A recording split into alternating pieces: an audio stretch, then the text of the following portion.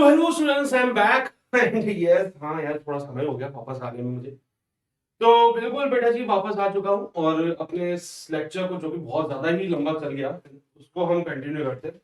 मैं देख रहा था बहुत से बच्चे ये चीज पूछ रहे थे कि सर कहाँ गए, कोई रिस्पॉन्स नहीं है, कोई रिप्लाई नहीं है ना, कर पता नहीं ऐसा कहाँ से कौन सी जगह पर गायब हो गए। तो कुछ एक बच्चों को पता था, शायद थोड़ी सी तबीयत खराब हो गई थी मेरी और अभी भी खराब ही है। लेकिन ठीक है, मुझे लग रहा है बहुत गैप हो गया, इससे ज्यादा गैप तो क्या ही दे सकता तुम लोग, है ना। अब तुम भी सोचोगे सर ये क्या बात होती है, कभी क्या खराब हो जाता है, कभी क्या खराब हो जाता है, कभी तबीयत ही खराब हो जाती है। तो यार क्या करूं मैं भी, है ना।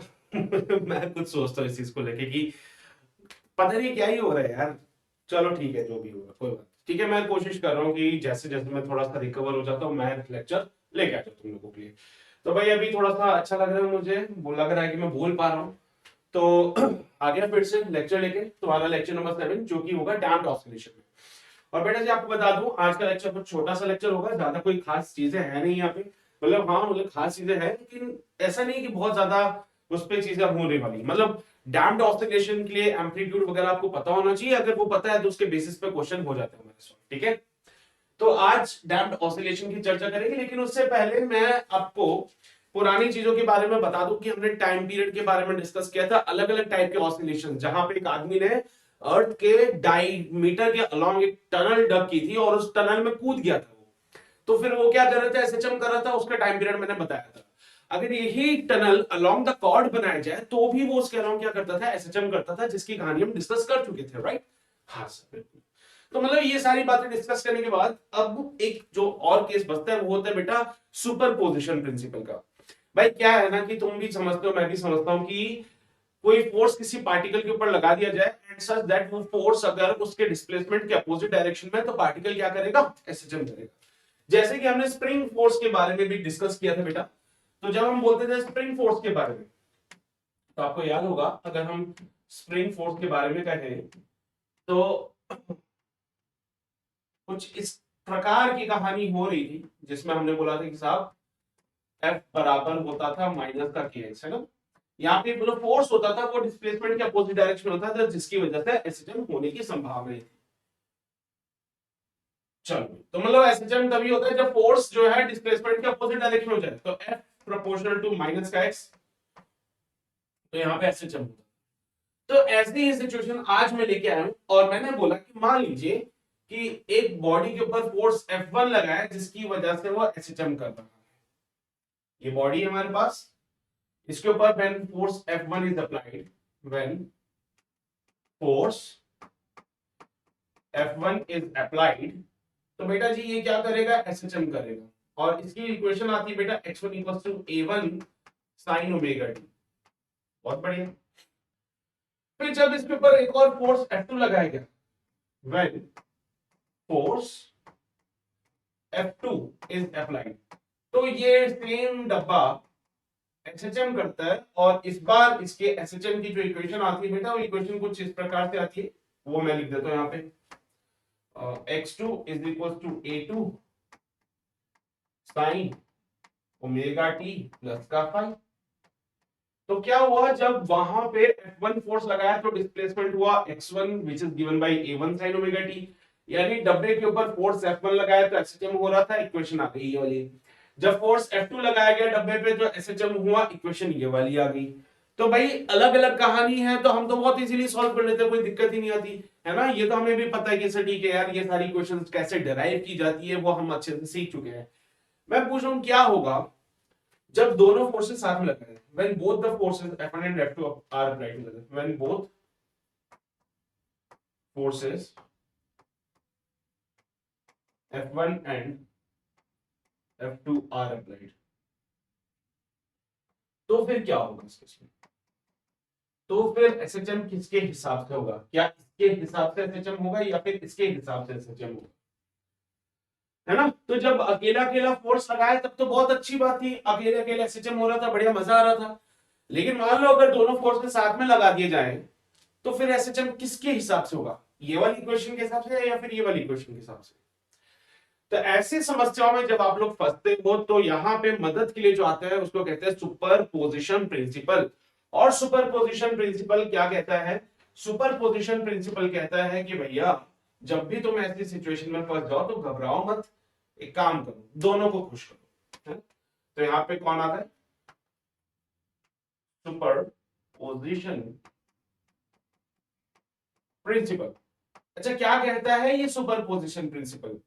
ये कहता है कि जब भी आपको ऐसी सिचुएशन मिल जाए जब दोनों फोर्सेस बॉडी के ऊपर लग रहे हैं, तो जो बॉडी का डिस्प्लेसमेंट होगा it is equal to the displacement of individual particles का सम। क्या बोला कि भैया दोनों को नाराज मत करना, दोनों की सुनना। तो जब दोनों फोर्सेस लगाए तो दोनों का जो डिस्प्लेसमेंट हो रहा है उसको ऐड कर दीजिए, यानी x को लिखा x1 प्लस x2। अब ये x1 की वैल्यू, ये x2 की वैल्यू उठा के यहां पुट करनी है, तो आपको आपका फाइनल आंसर मिलेगा इससे। ठीक है, अब देखो भाई क्या है, बोला गया कि ठीक है साहब हम ऐसा कर लेंगे, मतलब x1 की वैल्यू यहां पुट कर दो, x2 की वैल्यू यहां पुट कर दो। तो कहानी कुछ इस प्रकार से देखने को मिल सकती है, x is equals to x1 plus x2। जब दोनों फोर्सेस लगे बेटा तो it can written as a1 sin omega t plus a2 sin omega t plus का, इस ब्रैकेट को उन्होंने बोला ओपन करो, तो जब ब्रैकेट को ओपन किया तो बना a1 sin omega t plus a2। बेटा जी ये जो चीज है ना साइन a प्लस बी है, जब इसको ओपन करते हैं तो मिलता है sine omega t cos phi plus a2 cos omega t sine phi. ठीक है, ठीक है, कोई दिक्कत नहीं है। अब आपको जहां पे साइन ओमेगा टी देखे वहां पे उसे कॉमन निकाल लीजिए, जैसे कि मैंने देखा यहाँ पे a1 साइन ओमेगा टी मुझे मिला यहाँ पे, साथ में मिला a2 sine omega t cos phi, और यहाँ पे मिलेगा a2 sine phi cos omega t. ठीक है, तो जब हमने इसको सॉल्व किया तो ये मिला a1 plus a2 cos phi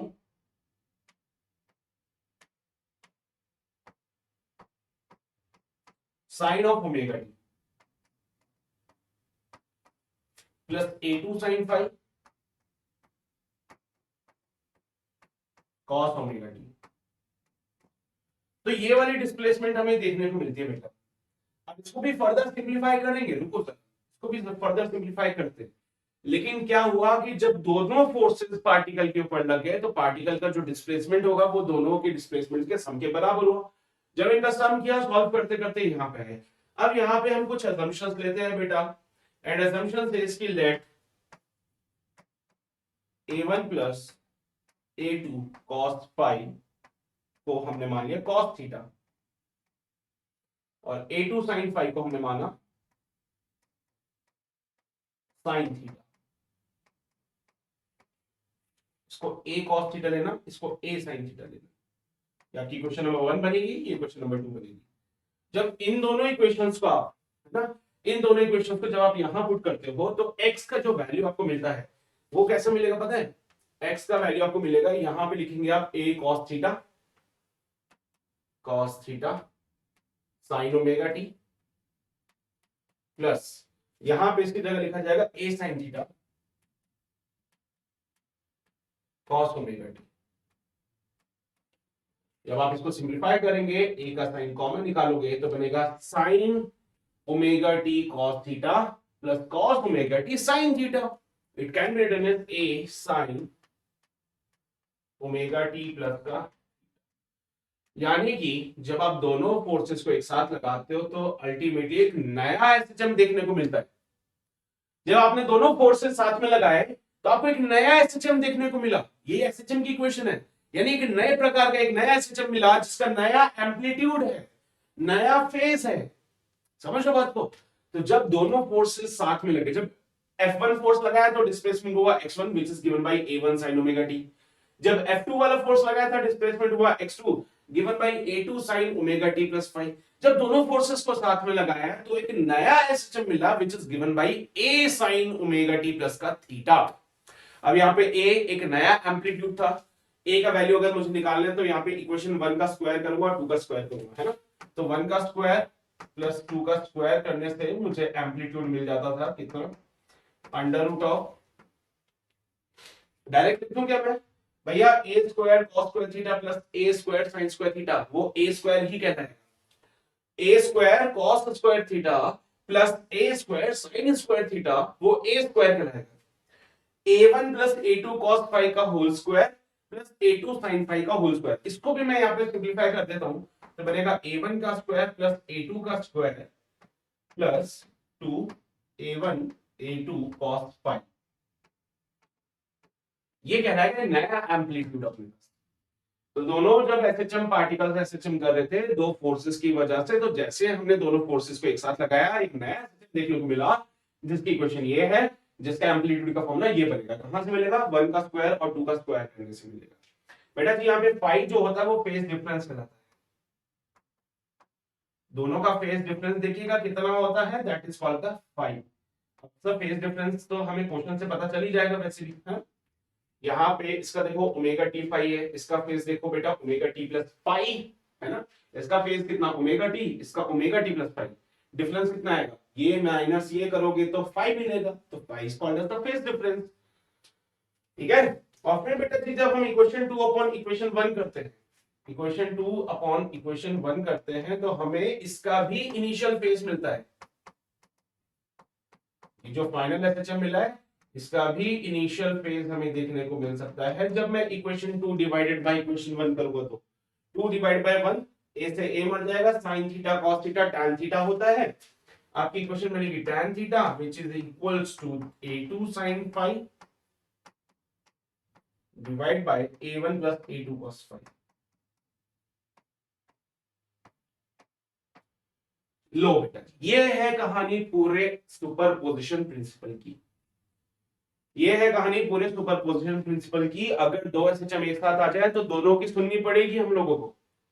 ऐसा नहीं कि किसी के एक की सुन के दूसरे को नाराज कर दे, नहीं, ऐसा बिल्कुल नहीं करने का, ठीक है। तो यहां पे ऐसा मत करना कि किसी एक का आपने सुना और दूसरे को नाराज कर दिया, दोनों का सुनना पड़ेगा। जब दो एसएचएम एक साथ आ जाए दोनों की सुनो, और दोनों की सुनोगे तो एम्पलीट्यूड जो है वो रिजल्टेंट एम्पलीट्यूड मिलेगा which is given by this formula. Phase initial phase जो मिलेगा वो हमें इस फॉर्मूले से फाइंड आउट करने को मिल सकता है। ये है कहानी पूरी सुपरपोजिशन प्रिंसिपल की। उम्मीद करता हूं शायद आपको बात समझ आ रही होगी, इसको नोट कर लीजिएगा, ठीक है। तो जब भी किसी जगह पे हमें दो एसएचएम देखने को मिल जाए तो दोनों को ऐसे नहीं कि आपस में लड़ाई करके देखो है ना कौन जीतता है, नहीं, दोनों की सुननी पड़ेगी। दोनों की सुनते हुए हम यहाँ पे आए और ये हमारे फाइनल इक्वेशन जो मिली वो भी एसएचएम की इक्वेशन थी। तो पता चल गया भाई कि फाइनल इक्वेशन एसएचएम की है, और यहाँ पे फिर हमने उनकी एम्पलीट्यूड और इनिशियल फेज भी निकाल दिया। बहुत टफ चीजें नहीं है बेटा, बहुत सिंपल सी बातें हैं, कोई रॉकेट साइंस नहीं है यहाँ पे, तो ज्यादा हैदवा मचाने वाली बात नहीं होगी, ठीक है। चलिए जी, छाप लिया सबने, बढ़े आगे, आओ भाई फटाफट से आगे बढ़ते हैं। यहाँ पे देख लीजिए बेटा, पहले वाली की वजह से equation a1 sin omega T थी, दूसरे की वजह से a2 sin omega t plus phi. ये सारी बातें हो चुकी है, सारी चीजें मैं बता चुका हूं आप लोगों को, ठीक है। और यहाँ पे final equation a sin omega t plus theta आ रहा था, और फिर हमने यहाँ पे नेट एम्पलीट्यूड भी निकाला और tan थीटा का फॉर्मूला भी निकाला। नेट एम्पलीट्यूड भी निकालिए मेरे बच्चे, और tan थीटा का फॉर्मूला भी निकालिए, सही है, कोई शक किसी प्रकार का नहीं, बढ़िया चल रही सब कुछ, चलो ठीक है। तो फिर आगे बढ़ते, एक छोटा सा सवाल तुम लोगों के लिए, find the equation of the resulting system, है ना। है ना, शुरुआत तो छोटे से ही होती है ना। छोटा सा क्वेश्चन शुरुआत करने के लिए बहुत अच्छा सवाल है। इक्वेशन बतानी है आपको रिजल्टिंग एसएचएम की, यानी कि आपको सबसे पहला काम तो क्या करना पड़ेगा, रिजल्टेंट एम्पलीट्यूड फाइंड करना पड़ेगा। उसके बाद आपको फाइंड आउट करना पड़ेगा इनका वो फाइनल वाली इक्वेशन का इनिशियल फेज। हाँ, दोनों की इक्वेशंस मैंने आपको बता रखी है, दोनों के लिए फॉर्मूले क्या लगते हैं वो भी बता रखे हैं। तो फिर शुरू हो जाओ जल्दी से। हाँ भाई, मौका तो तुम्हें दिया जाएगा, तुम लोग सॉल्व करो, देखो क्या आंसर बनता है इसका। जल्दी से दिमाग लगाएंगे सब लोग, सोचा कुछ, लगाया दिमाग, मैंने तो लगा लिया, ठीक है। अब मैं बताने जा रहा हूं कैसे मैं इसको सॉल्व करेगा। जब हम इसको सॉल्व करने जाते हैं तो सबसे पहले a1 a2 दोनों ही हमें एक जैसे मिलते हैं। a1 a2 दोनों एक जैसे मिले, हाँ मिले। फेज डिफरेंस यहाँ पे कितने का है, पाई बाय 3 का, क्या सर पाई बाय 3 का फेज डिफरेंस दिख रहा है। तो सबसे पहले तो नेट एम्पलीट्यूड निकाल लेते हैं, अंडर रूट ऑफ 2 का स्क्वायर बेटा 4, 2 का square 4 plus 2 a1 a2 cos 5। देख लो भाई सही बात है क्या, a1 का स्क्वायर प्लस a2 का square plus 2 a1 a2 cos 5। cos pi by 3 बोले तो 60 डिग्री होता है ना, पाई बाय 3 बोले तो 60 डिग्री होता है, तो पाई बाय 3 की जगह 60 डिग्री पुट किया, cos 60 1/2 होता है, ये एक से एक मार देगा और एम्पलीट्यूड मिलेगा under root of 4 plus 4 plus 4, यानी कि अंडर रूट ऑफ 4 इंटू 3 यानी कि 2 अंडर रूट ऑफ सही बात है, क्या बनेगा बेटा 2 अंडर रूट ऑफ 3, ये नेट एम्पलीट्यूड है। लेकिन मुझे इक्वेशन चाहिए और इक्वेशन को लिखते हैं x equals to a sine omega t plus का थीटा। तो भैया अभी तो a निकाला है, थीटा भी तो निकालना है, तो चलिए भाई थीटा फाइंड आउट करते हैं। थीटा को फाइंड आउट करने के लिए हमने फॉर्मूला लगाया tan थीटा वाला, अगर आपको याद हो, a2 sine phi divide by a1 plus a2 cos phi, याद आया formula, a2 sin phi upon a1 plus a2 cos phi, a1 a2 दोनों बराबर है, तो tan theta equals to under root of 3 divided by 3, so tan theta will be 1 upon under root of 3, यानी कि theta की value बनेगी 30 degree, बोले तो pi by. So now I think अब मैं फाइनल इक्वेशन को लिख सकता हूं यहाँ पे, the final equation is given by x equals to a sin omega t plus theta, तो x can be written as a की जगह पे तो 2 under root of 3 sin omega t plus pi by 6, this is the equation 2 root 3 sin omega t plus pi by 6, ये हमारी final equation बन जाएगी और यही है रिजल्टिंग एसएचएम की इक्वेशन। ये दो एसएचएम थे, इन दोनों का रिजल्टिंग एसएचएम जो है उसकी इक्वेशन ये रही तुम्हारे आंखों के सामने। तुम्हारा आंसर भी अगर यही आ रहा था तो भाई बिल्कुल सही है, शाबाशी जरूर दे लेना, ठीक है। चलिए आगे बढ़े। ओके अगला सवाल तुम लोगों के लिए फिर से, two particles A and B execute the SHM according to the equation y1 is equals to 3 sin omega t and y2 equals to 4 sin omega t plus pi by 2 plus 3 sin omega t. The phase difference between them is, तो इनके बीच में phase difference कितना होगा बेटा ये आपको बताना है। अच्छा रिजल्टिंग नहीं बताना इस बार, है ना, इस बार आपको रिजल्टिंग वगैरह नहीं, इस बार तो सीधा फेज डिफरेंस बताना है कितना होगा। फेज डिफरेंस, और सर फेज डिफरेंस कैसे बताएं, y1 वाली इक्वेशन में तो सिर्फ sin ओमेगा t दिख रहा था और y2 वाली इक्वेशन में sin omega t plus pi bye 2 और फिर ये सिर्फ फिर से sin ओमेगा t, ये गलत बात है। ये कैसे सॉल्व करें यार, है इसके बारे में कैसे पता चला है। तो अगर आप देखो तो इक्वेशन जो पहली है y1 वाली, ये आपकी सिंपली 3 sin ओमेगा t को रिप्रेजेंट तो कर रही है, लेकिन जब आप y2 पे जाओगे तो y2 को थोड़ा सा सिंप्लीफाई करना पड़ेगा। Sign omega t plus 90 degree, sign omega t plus pi bye 2 कितना होता बेटा, omega t plus pi bye 2, अरे बोलो जरा कॉस ओमेगा टी बनता है ये, तो it can be written as 4 cos omega t plus 3 sine omega t. Sir अगर ये इक्वेशन भी ऐसे साइन की तरह दिखती तो मजा ही आ जाता, ये इक्वेशन अगर साइन की तरह दी जाती तो थोड़ा अच्छा लगता मुझे, तो क्यों ना मैं एक काम करूं यार, देखो पूरी इक्वेशन को 5 से मल्टीप्लाई करूं, पूरी इक्वेशन को 5 से डिवाइड करूं और ये जो डिवाइड वाला पार्ट है इसको अंदर ले आऊं, तो इक्वेशन कहलाएगी 4/5 cos omega t plus 3/5 sin omega t into 5। अच्छा एक बात बताओ, यहां से क्या मैं आइडेंटिटी बनाऊं क्या, sine theta cos sine A cos B plus cos A sine B करके, मजा ही आ जाएगा सर्च में, है ना, क्योंकि ये इक्वेशन हमारी साइन की टर्म्स में कन्वर्ट हो जाएगी। देखो साइन की टर्म्स में जब तक कन्वर्ट नहीं होगी फेज डिफरेंस निकालने का कोई मतलब नहीं है। तो 4/5 को मैंने लिखा कितना, sign of 53 degree.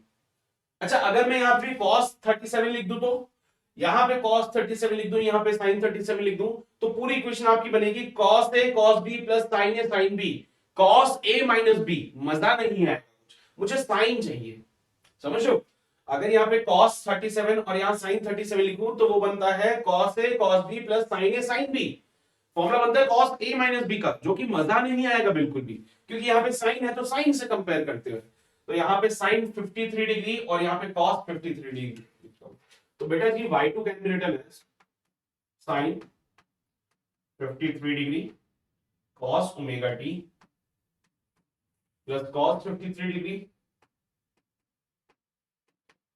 sin omega t, और बाहर तो 5 चल ही रहा, तो y2 को can be written as sin a cos b plus cos a sin b, sin a plus b, तो sin ऑफ 53 डिग्री प्लस का ओमेगा टी और यहाँ पे 5, थोड़ा सा अच्छे से लिख लो यार इसको, 5 sin ओमेगा टी प्लस का 53 डिग्री। हाँ अब अच्छा, अब अच्छा लगता है। तो देखो ये sin ओमेगा टी, ये sin omega t plus 53 degree, तो फेज का डिफरेंस बोलो, इन दोनों इक्वेशन को कंपेयर करो और दोनों में फेज का डिफरेंस देखो कितना है। इन दोनों इक्वेशंस को जब आप देखोगे तो इनमें फेज का डिफरेंस कितना आ रहा है, तो साहब यहाँ पे फेज डिफरेंस आ रहा है 53 डिग्री का। 53 डिग्री ऑप्शन में देखोगे तो ऐसा तो दिखेगा नहीं, तो बच्चा क्या करता है, नन ऑफ दिस पे टिक लगाता है। वो गलती बिल्कुल भी मत करना। tan इनवर्स 4/3 और tan इनवर्स 3/4 एक बार सारा चेक कर लेते हैं। ये वाले एंगल तो आपको पता होता है कितने कितने बनते हैं, यहाँ पे 37 डिग्री, यहाँ पे 53 डिग्री, है ना, ये 3 4 5। बोल बेटा tan 53 डिग्री कितना होता है, सर tan 53 डिग्री होता है 4/3, तो 53 डिग्री कितना होता है, 53 डिग्री होता है tan इनवर्स 4। तो tan inverse 4/3 is the 53 degree, तो यानी कि ऑप्शन ए मेरा बिल्कुल सही। समझ रहे हो बात को, क्या कोई शक रहेगा, कोई समस्या, कोई परेशानी? बड़ी सिंपल सी बातें थी, उम्मीद करता है आपको समझ आई होगी। अगर ये आ गई है, छाप लिया है, तो बहुत बढ़िया, हम आगे बढ़ते हैं बेटा। और अब हम जो चर्चा करेंगे वो है हमारे आज का मेन मुद्दा, जो कि डैम्प्ड ऑसिलेशन का है। अच्छा क्या होता है डैम्प्ड ऑसिलेशन? तो भाई जैसे कि तुम इस पेंडुलम को देख रहे हो, इस पेंडुलम को जब तुम देखोगे तो धीरे धीरे इसका ऑसिलेशन स्लो हो रहा है और ये रुक जाता है। रियल लाइफ में यही चीज हो रही है। रियल लाइफ में यही चीज तो होती है बेटा, कि कोई भी पार्टिकल क्या करता है, ऑसिलेट तो करता है, लेकिन सर कुछ समय के बाद वो रुक जाता है, जो आप अभी तक कंसीडर नहीं कर रहे थे। क्योंकि देखो भाई, ये रुकने की वजह क्या क्या है sir? Air resistance, drag force जिसे कहते हैं, है ना, ड्रैग फोर्स है, फ्रिक्शन है, विस्कस फोर्स है, बहुत सारी वजह है इसको रोकने की। लेकिन क्या है, जब तक हमसे बोला नहीं जाता हम उसको कंसीडर करते नहीं है, है ना। एयर रेजिस्टेंस वगैरह थोड़ी कंसीडर करते हैं हम लोग। तो यहाँ पे भी ऐसे ही है, हमने एयर रेजिस्टेंस वगैरह को कंसीडर नहीं किया था अभी तक, लेकिन अब जब उसने बोल दिया ना डैम्प्ड ऑसिलेशन, तब मुझे इसको कंसीडर करना पड़ेगा, यानी कि यहाँ पे मैं ड्रैग फोर्स को भी कंसीडर करूंगा साथ में। अब भाई देखो क्या है ना, डैम्प्ड ऑसिलेशन से भी कभी कभार सवाल आ जाता है, तो बहुत टफ क्वेश्चन नहीं आएगा, सिंपल टाइप का क्वेश्चन आएगा, लेकिन आपको अगर फॉर्मूले वगैरह पता होंगे तो आप आराम से कर लोगे इसको, ठीक है। तो भाई डैम्प्ड ऑसिलेशन के केस में होता यूं है कि जो भी पार्टिकल आप बोलते हो ना कि ऑसिलेट करता रहता है सर, करता रहता है, ये एक समय पे रुक जाएगा, बिकॉज इसके ऊपर लगता है ड्रैग फोर्स। ड्रैग फोर्स वो फोर्स होता है जो कि आपकी वेलोसिटी के कारण लग रहा है आपके ऊपर। जैसे कि आपने एक्सपीरियंस किया होगा, जब साइकिल पे हम धीरे धीरे चलते हैं तो कुछ नहीं होता, लेकिन वहीं पे बाइक पे बहुत स्पीड में जाओ तो मुंह पे हवा लगती है बहुत तेज, that is called as the drag force. तो जितनी ज्यादा स्पीड उतनी तेज हवा लगेगी मुंह पे, तो जितनी ज्यादा स्पीड उतना ज्यादा ड्रैग फोर्स। तो बेटा जी अब स्प्रिंग फोर्स अकेला काम नहीं कर रहा, इसके साथ ड्रैग फोर्स भी काम कर रहा है। और तुम्हें पता है ड्रैग फोर्स की खासियत है कि it is always opposite to the motion. Drag force is opposite to the motion, ये मोशन के अगेंस्ट में होता है। ड्रैग फोर्स की खासियत है कि वो मोशन के अपोजिट होता है हमेशा, ठीक है। तो यहां से आप देखो तो स्प्रिंग फोर्स तो पता ही था तुम लोगों को, है। तो spring force is given by minus का kx drag force is given by minus का बीवी, माइनस का बीवी। बेटा b is a constant, b is a constant और v is the velocity. Velocity के अपोजिट होता है ये वाला फोर्स, है ना। यानी कि अगर ये डब्बा आपको नीचे जाता हुआ दिख रहा है तो ड्रैग फोर्स ऊपर लगेगा, डब्बा आपको ऊपर जाता हुआ दिख रहा है तो ड्रैग फोर्स नीचे लगेगा, यानी कि मोशन के अगेंस्ट में लगेगा। ठीक है, तो बेटा जी जब मैं यहाँ पे नेट फोर्स की बात करूंगा तो नेट फोर्स में दोनों फोर्सेस का वेक्टर सम आएगा, और ये माइनस का साइन बेसिकली इनकी डायरेक्शन को रिप्रेजेंट कर रहे हैं। तो माइनस के साथ आपको यहाँ पे नेट फोर्स की जगह m a equal to minus का के एक्स माइनस का बी पुट करना। ठीक है, समझ लो बेटा। Spring force negative sign represent करता है कि डिस्प्लेसमेंट के अपोजिट डायरेक्शन में है, नेगेटिव साइन रिप्रेजेंट करता है कि ड्रैग फोर्स वेलोसिटी के अपोजिट डायरेक्शन में है। तो माइनस का साइन इनके डायरेक्शन को रिप्रेजेंट कर रहा है, तो जब आप नेट फोर्स लिखते हो तो बेटा जी दोनों फोर्सेस का वेक्टर सम हो जाएगा यहाँ पे, माइनस के एक्स माइनस का बी। ये माइनस माइनस इधर आएंगे बेटा, एम ए प्लस के एक्स प्लस बी। अब सबको मैंने एक्स की टर्म्स में लिखा, तो एक्सेलरेशन को d two x by d t square लिख सकते हो, एक्स को एज इट इज लिखा, वेलोसिटी को dx by dt लिखते हैं, है ना। जब हमने इनको एक साथ करके लिखा तो एक डिफरेंशियल इक्वेशन मुझे मिलती है बेटा, जो हमारे सिलेबस में अभी नहीं है। जब इन सारी इक्वेशंस को यहां ले आता हूं तो मुझे एक डिफरेंशियल इक्वेशन मिलती है, लेकिन मैं बोल रहा हूं तुम्हें अभी जरूरत नहीं पड़ेगी डिफरेंशियल इक्वेशन की, इसको आगे चल के हम पढ़ते हैं। जब फर्दर कोर्सेज करने जाओगे ना, इंजीनियरिंग वगैरह करोगे, तो वहां पे डिफरेंशियल इक्वेशंस को सॉल्व करना सिखाया जाएगा तुम लोगों को, कि कैसे डिफरेंशियल इक्वेशंस को सॉल्व किया जाता है। हमें भी सिखाया था जब हमने की थी इंजीनियरिंग, तो मतलब ठीक है, बट अभी काम की नहीं है तो हम ज्यादा चर्चा में नहीं आएंगे इसकी।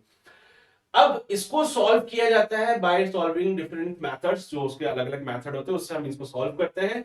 सॉल्व करने पे मुझे x की इक्वेशन मिलती है a e का power minus b t by two m cos omega dash t plus का फाई। यानी कि जब डैंपिंग हो रही होगी तो वहां पे एसिस्टेंट की इक्वेशन ये वाली बनेगी। बिना डैंपिंग के जब हम बात करते थे, विदाउट डैंपिंग, यानी तो विदाउट डैंपिंग, बिना डैंपिंग के इक्वेशन कितनी अच्छी होती थी, a cos ओमेगा टी, है ना, शांति से सारी बातें हो जाती थी। लेकिन जब डैंपिंग आया तो इक्वेशन अब वैसी नहीं रही जैसे पहली होती थी। अब यहाँ पे बदलाव आया है, एम्पलीट्यूड आपका ये है।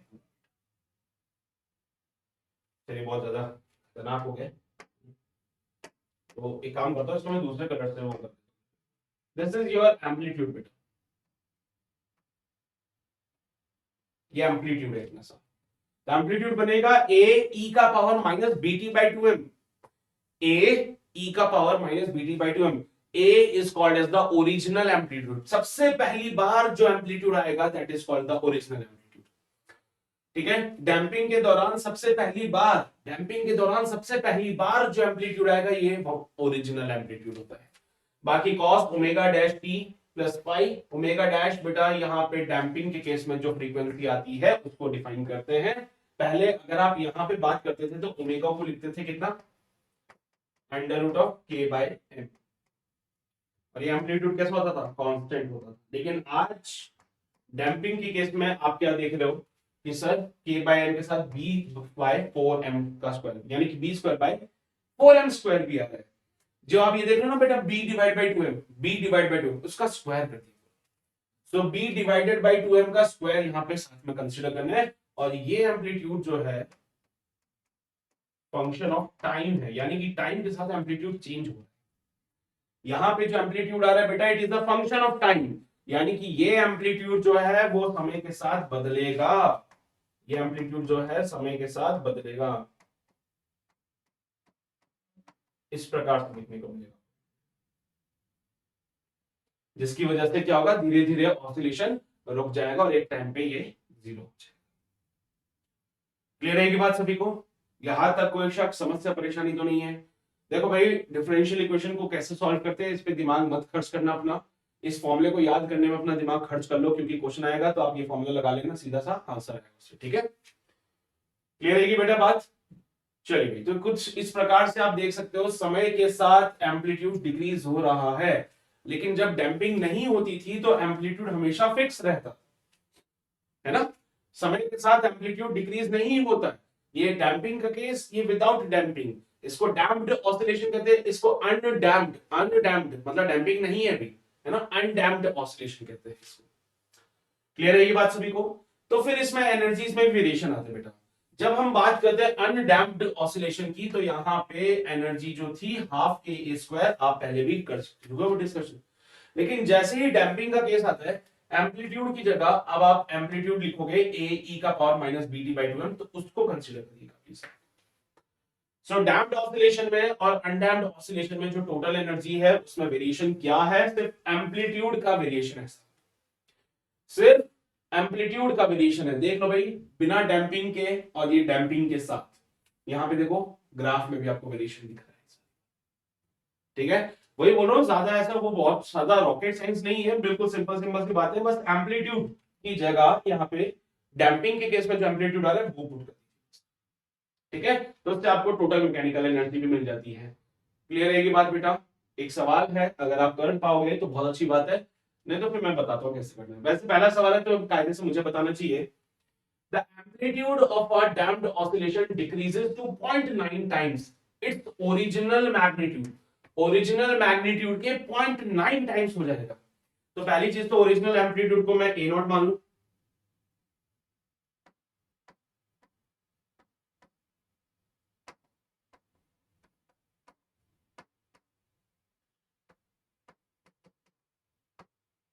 ओरिजिनल एम्पलीट्यूड को मैंने ए नॉट मान लिया। In first 5 seconds, in 5 seconds amplitude will be of 0.9 times of a naught, amplitude will be of 0.9 times of a naught। और क्योंकि देखो उसने बोला क्वेश्चन में ऐसे बताएगा वो डैम्पिंग हो रही है की, तो इस केस में amplitude will be given by a not e का power minus BT bye 2m। बेटा ये क्या था सर? ये आप ही ने बोला था ना ओरिजिनल एम्पलीट्यूड, बहुत बढ़िया। ये आपने बोला था यहाँ पे ओरिजिनल एम्पलीट्यूड आएगा, हाँ तो बिल्कुल बढ़िया। अब दोनों को इक्वेट कर दीजिए यहाँ पे, तो 0.9 times of a not will be equals to a not e का पावर माइनस का 5b अपॉन 2m। टाइम की जगह बेटा 5 पुट कर दिया, टी के जगह मैंने 5 पुट कर दिया, ए नॉट से ए नॉट मर जाएगा, तो यहां से 0.9 इज इक्वल्स टू ई का पावर माइनस का 5b डिवाइडेड बाय, ये हमारी फर्स्ट इक्वेशन बन जाएगी। अब वो बोल रहा है कि इन अनदर 10 सेकेंड्स, आगे के 10 सेकेंड में वो it will decrease to alpha times its original magnitude.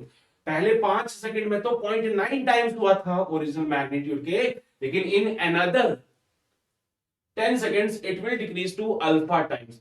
तो सर मेरे पास तो ओरिजिनल मैग्नीट्यूड है जो कि t इक्वल्स टू 0 पे था, t इक्वल्स टू 0 पे इनिशियली जो एम्पलीट्यूड था वो ओरिजिनल था। तो 5 सेकंड्स के बाद एम्पलीट्यूड कितना हो जाएगा? 0.9 टाइम्स हो जाएगा। तो आगे के 10 सेकंड्स के लिए मुझे इसको इनिशियल वाला कंसीडर करना पड़ेगा। बोलो भाई, इसको इनिशियल वाला कंसीडर करना पड़ेगा, लेकिन सर यहाँ पे ओरिजिनल वाला तो t इक्वल्स टू 0 पे था। तो फिर से शुरुआत करो इसमें आप क्या करोगे? फिर से स्टार्टिंग करिए। तो इन 5 प्लस 10 कितना हो जाएगा बेटा? 15 seconds. In 15 seconds, the amplitude will be alpha times of the original one। मैं बिल्कुल t equals to 0 से स्टार्ट कर रहा हूं, तो यहां पे लिखेंगे alpha times of a naught will be equals to a naught e का पावर माइनस का टाइम की जगह 15 b डिवाइड बाय 2। टाइम की जगह मैंने 15 पुट कर दिया इस बार, a नॉट से a नॉट मर जाएगा, alpha will be equals to e का power minus 15 b divide by 2m। अब देखो भाई क्या होता है कि ये चीजें हमें सॉल्व करना नहीं आती, लेकिन इसके लिए एक इक्वेशन हम पहले निकाल चुके जो हमारी हेल्प करेगा। माइनस 5b बाई 2m, ई का power minus 5b by 2m 0.9 होता है, तो अल्फा को भी ऐसा कर सकते हैं, ई का power minus 5b divide by 2m का होल क्यूब कर देते हैं। सही है, 5 3 15, अरे पावर मल्टीप्लाई हो जाती ना, पता ना तुम्हें, तो 5 3 15 हो जाएगा। तो मैंने बोला साहब इट विल बी 0.9 का होल क्यूब। सॉल्व करने पे अल्फा का वैल्यू 0.729 बन जाएगा बेटा। कितना बनेगा? 0.729। तो सॉल्व किया, so we got the answer to be 0.729, और यही बेटा हमारा फाइनल आंसर है फॉर दिस क्वेश्चन। क्लियर है की बात सभी को? कोई शक, कोई समस्या, कोई परेशानी किसी भी प्रकार की अगर लग रही है तो दे दो एक बार, फिर हम आगे बढ़ते हैं। सही चल रही कहानी अभी तक? बढ़िया, एकदम शांति से सब सही चल रहा है? चलो बहुत बढ़िया। तो आगे बढ़ते हैं अब हम लोग एक और सवाल जो आप लोगों के लिए मैं देने जा रहा हूं ऐसा।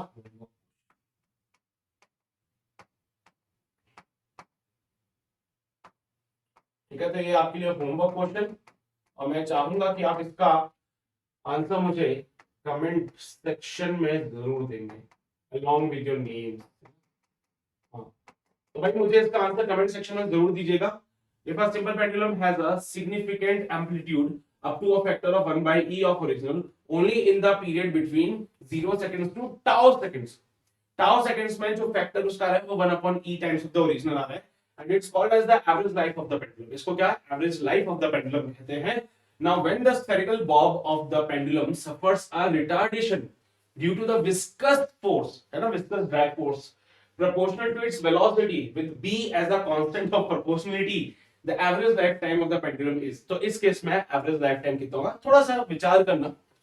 बाकी इसका जो आंसर होगा वो मैं अगली क्लास में तो आपको कंसीडर करेंगे इसी, है ना, उसको तो मैं डेफिनेटली कराऊंगा इसी कंसीडर, लेकिन आपको भी विचार करना है कि क्या इसका आंसर हो सकता है। ठीक है, बाकी आंसर्स मुझे कमेंट सेक्शन में चाहिए, आप लोग प्लीज इस पे थोड़ा सा दिमाग लगाइएगा। राइट, आगे बढ़ते हैं बेटा, अब बात करते हैं फोर्स्ड ऑसिलेशन की। देखो भाई हुआ यूं कि अभी तक तो हम डैंपिंग को कंसीडर ही नहीं करते थे, और जब डैंपिंग को कंसीडर नहीं करते थे हम बोलते चल रहा है ऑसिलेशन, चल रहा है ऑसिलेशन।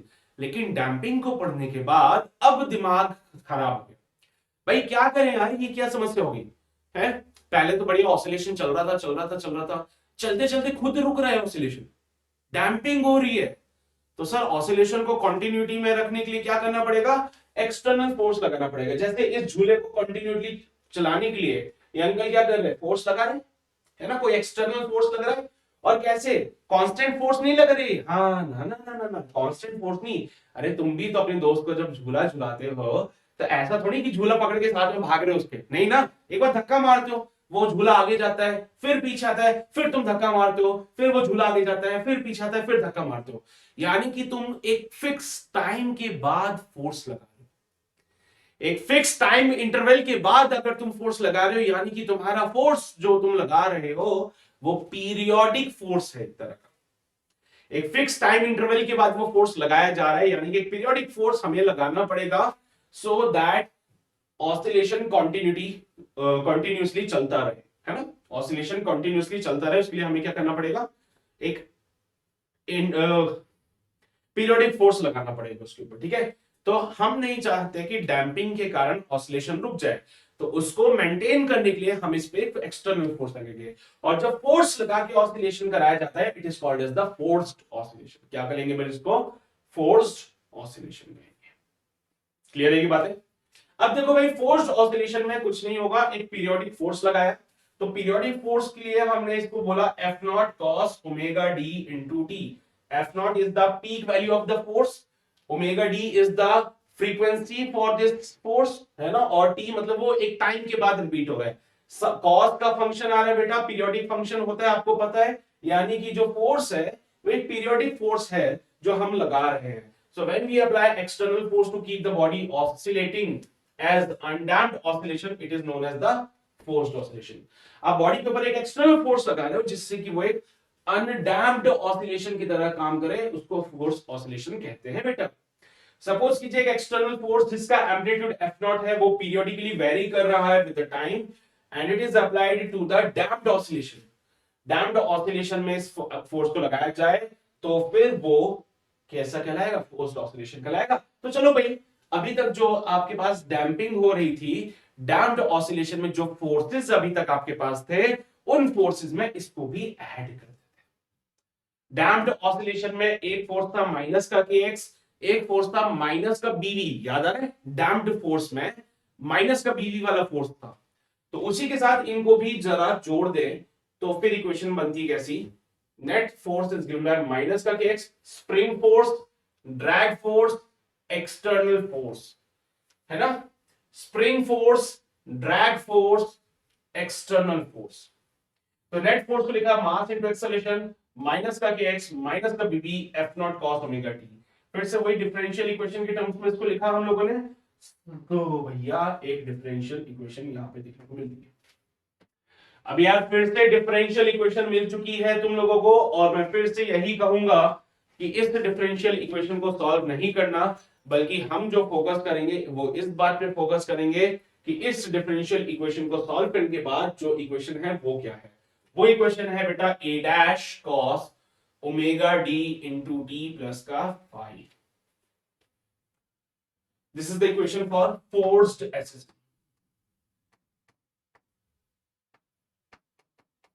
है ना भाई। डैम्पिंग के कारण क्या हो रहा था, डैम्पिंग के कारण एसएचएम रुक रहा था, तो हमने उसके ऊपर एक्सटर्नल फोर्स लगाया, जिससे कि अब ये क्या होगा बेटा, डैम्पिंग के कारण एसएचएम रुक रहा था, जिसके कारण हमने इसके ऊपर फोर्स लगाया। फोर्स लगाने के बाद वो एक फोर्स्ड ऑसिलेशन कहलाने लगा।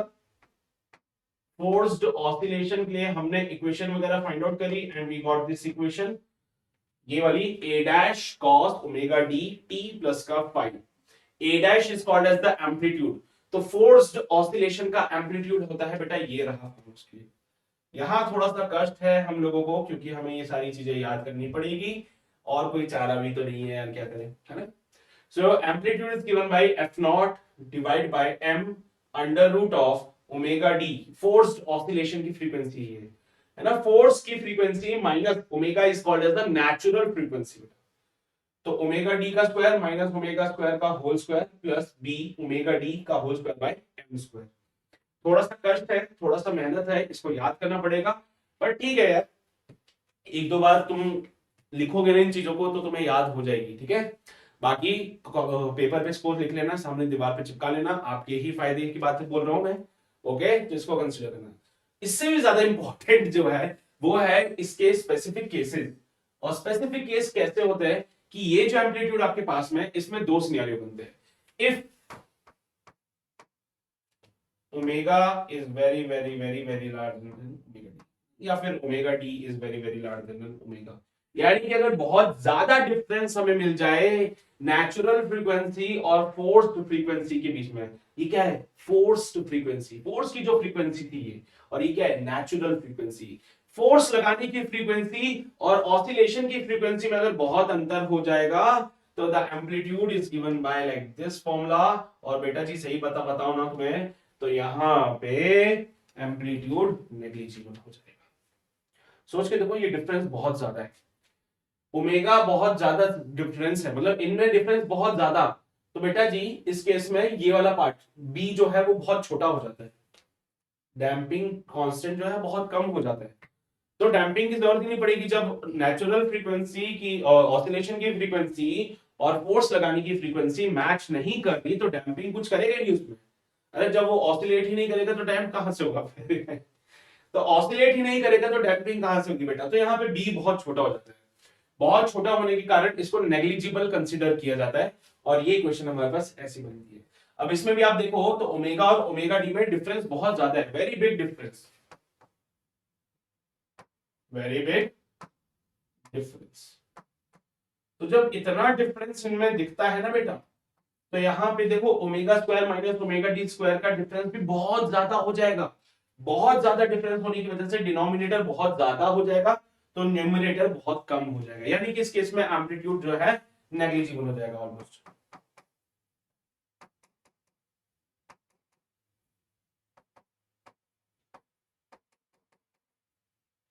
ये डिफरेंस जब बहुत ज्यादा होगा, डिफरेंस बहुत ज्यादा होगा तो डिनोमिनेटर की वैल्यू जो है बहुत ज्यादा हो जाएगी, बहुत ज्यादा डिनोमिनेटर होने की वजह से न्यूमरेटर की वैल्यू बहुत कम हो जाएगी और एम्पलीट्यूड ऑलमोस्ट नेग्लिजिबल होगा।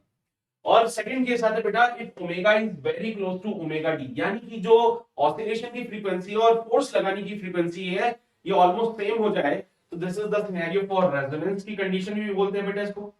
रेजोनेंस इसलिए बोल देते हैं कि फ्रीक्वेंसी सेम है भैया, जब फ्रीक्वेंसी सेम होती है तो रेजोनेंस की कंडीशन लग जाती है वहां पे, और एम्पलीट्यूड बेटा बहुत शानदार वाला मिलेगा, मैक्सिमम एम्पलीट्यूड मैं बोल सकता हूं यहाँ पे, which is given by F naught divided by B omega D, F naught divided by B omega D.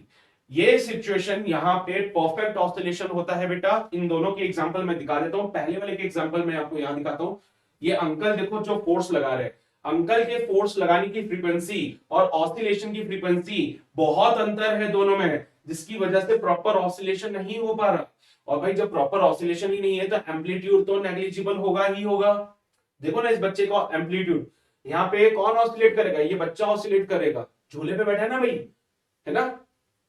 पर जब इनकी फ्रीक्वेंसी ही मैच नहीं करी तो उस केस में क्या हुआ, इस बच्चे का जो ऑसिलेशन का एम्पलीट्यूड था बहुत कम हो गया, नेग्लिजिबल कंसीडर करो। कर पा रहा ऑसिलेट? नहीं कर पा रहा सर। लेकिन वहीं पे अगर इनकी फ्रीक्वेंसी को मैच करा दिया जाए, इसके ऑसिलेशन की फ्रीक्वेंसी और अंकल के फोर्स लगाने की फ्रीक्वेंसी अगर मैच कर जाए तो वो प्रॉपर्ली ऑसिलेट करता है, और इस केस में ये रेजोनेंस वाली कंडीशन बोल सकता हूं मैं एक तरह से कि भाई दोनों की फ्रीक्वेंसी मैच कर रही है, प्रॉपर ऑसिलेशन हो रहा है, एम्पलीट्यूड भी अच्छा मिलेगा इसमें, है ना। तो ये है कहानी बेटा फोर्स्ड ऑसिलेशन की, डैम्पिंग की। उम्मीद करता हूं आपको बातें समझ आ रही होंगी, ठीक है। और अगर ये सारी चीजें आपने समझ लिया तो बहुत बढ़िया बेटा, यहाँ पे हमारे ये जो चैप्टर है इसका होता है समापन। हाँ, अब कुछ रही बात क्वेश्चंस की, तो भाई क्वेश्चंस तो मैंने एक दो आपको करा दिए, बाकी फोर्स्ड ऑसिलेशन के क्वेश्चंस अभी इतने ज्यादा मिले, बाकी जितने क्वेश्चंस मुझे भी मिलते जाएंगे मैं आपको कंसीडर कराते जाऊंगा। और आपके पास जो बुक है, जो मॉड्यूल है, उसको सॉल्व जरूर कीजिएगा, उसमें बिल्कुल भी मक्कारी मत करना, ठीक है। और हाँ भाई बस इतनी ही बातें करूंगा, ज्यादा नहीं इसको एक्सपेंड करने वाला हूँ। बाकी भाई साहब देखो, आगे अगले लेक्चर से एक नया चैप्टर हम लोग शुरू करेंगे। बाकी कोई भी समस्या, कोई भी परेशानी लगती है तो आप मुझसे कोऑर्डिनेट कर सकते हो। टेलीग्राम पे मैं अवेलेबल हूं, जिसका लिंक डिस्क्रिप्शन में डला हुआ है, तो आप प्लीज उसको चेक कर लीजिए, ठीक है। तो वहां से आप मुझसे कोऑर्डिनेट कर सकते हो और अपने आंसर जरूर मेंशन किया। मैं देखता हूँ बहुत से बच्चे अपने कमेंट सेक्शन में आंसर्स नहीं लिखते, वो आंसर्स लिखा करो, जरूरी है, राइट। चलिए, तो इतनी ही बातें आज के अमेजिंग सेशन के लिए। बाकी मिलते हैं आपसे अगले सेशन में, तब तक अपना ध्यान रखो, पढ़ाई करते रहो। बाय गाइस, मिलते हैं अगली क्लास में।